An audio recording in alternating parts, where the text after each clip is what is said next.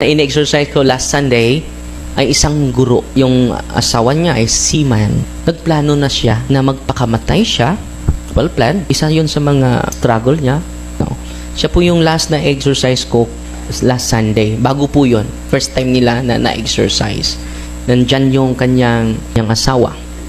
And then yung plano niya, magpakamatay siya at isama niya ang dalawang anak niya. At nung nag-interview pa lang ako, nagbabasa lang ako sa kanyang narratives, sumusuka na. Sticky saliva. Grabe yung pagsuka niya. No? Ang daming demonyo din sa loob ng kanyang katawan. So yung mga narinig natin na suicidal tendency, sinama pa yung mga anak. No? Hindi yun ordinaryo. Hindi po yun natural accident. It is an extraordinary diabolic attack. At diba, nakatikize na kayo, gamitin nyo po yan in your own context.